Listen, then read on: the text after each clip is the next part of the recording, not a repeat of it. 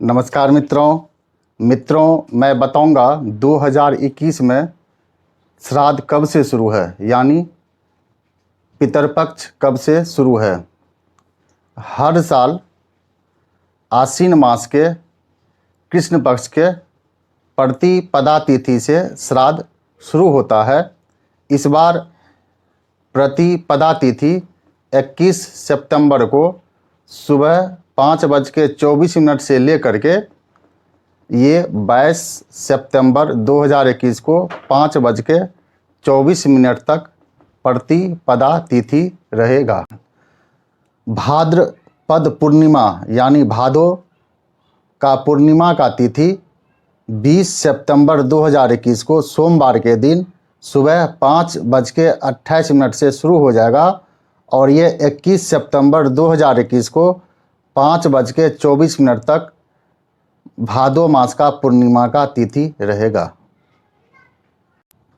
20 सितंबर 2021 को सोमवार के दिन शुक्ल पक्ष है, उस दिन पूर्णिमा का श्राद्ध है।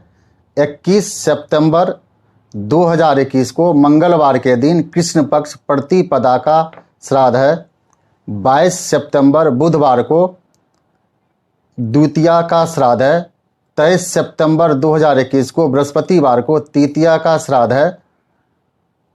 24 सितंबर 2021 को शुक्रवार को चतुर्थी का श्राद्ध है। 25 सितंबर 2021 को शनिवार को पंचमी का श्राद्ध है। 26 सितंबर 2021 को श्राद्ध की तिथि नहीं है। 27 सितंबर 2021 को सोमवार के दिन षष्ठी का श्राद्ध है। 28 सितंबर मंगलवार को सप्तमी का श्राद्ध है। 29 सितंबर बुधवार के दिन अष्टमी का श्राद्ध है। 30 सितंबर 2021 को बृहस्पतिवार के दिन नवमी का श्राद्ध है।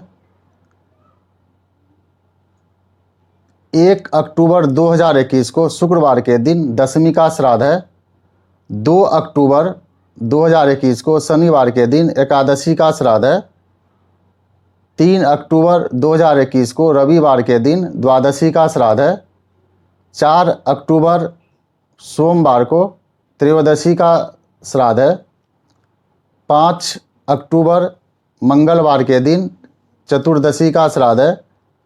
6 अक्टूबर बुधवार को अमावस तिथि का श्राद्ध है।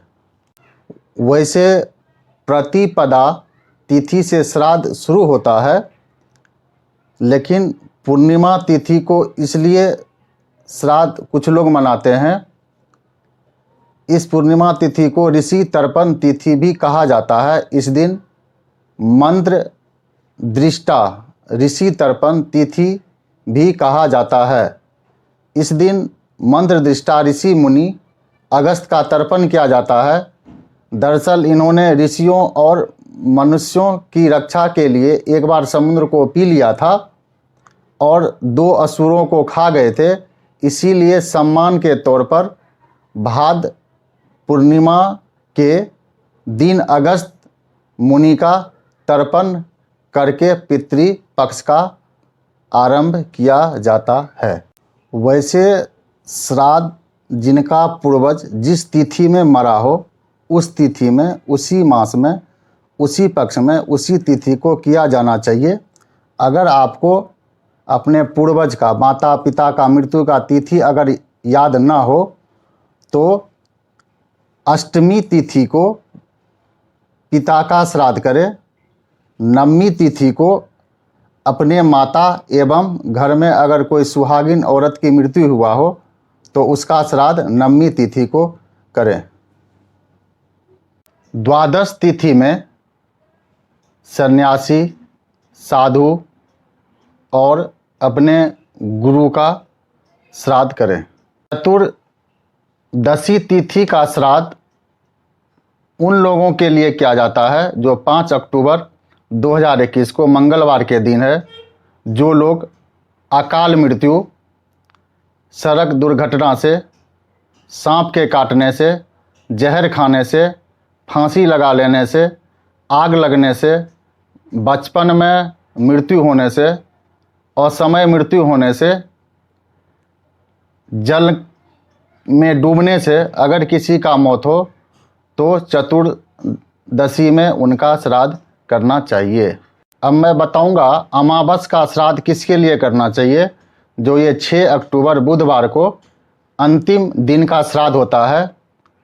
अमावस तिथि में सर्वजन का श्राद्ध होता है। कोई सगे संबंधित, चाहे आपका मित्र, चाहे किसी का बहुत प्यार करते थे, उनका मृत्यु हो गया हो तो उस दिन सब के लिए अमावस तिथि को श्राद्ध किया जाता है। ये श्राद्ध का इतना बड़ा महत्व होता है। दानवीर कर्ण महाभारत में मारे गए थे। जब वो स्वर्गलोक पहुँचे तो उनके खाने में सोना, चांदी, हीरा, जवाहरात दिया गया, क्योंकि दानवीर कर्ण सोना चांदी का तो दान किए लेकिन अन्न दान उन्होंने कभी नहीं किया था। इसके वजह से उन्होंने इंद्र से पूछा, हे प्रभु, हम सोना चांदी हीरा जवाहरात को कैसे खाएंगे, हमें खाने में अन्न मिलना चाहिए। भगवान इंद्रदेव ने कहा, आपने सोना चांदी सब दूसरे को तो दान दिया, लेकिन अपने पूर्वज को आपने कुछ दान नहीं दिया। यहाँ तक कि खाना पीना, अन्न एवं सोना चांदी भी आपने अपने पूर्वजों को दान नहीं दिया।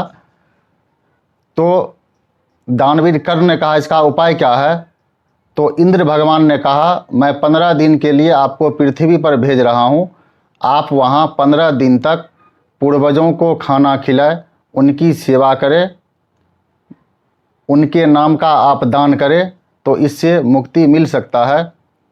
तो दानवीर कर्ण ने ऐसा ही किया। उस दिन से कहते हैं ये श्राद्ध की प्रथा शुरू हुआ। अब मैं बताऊंगा आप श्राद्ध पूर्वजों का कैसे करें।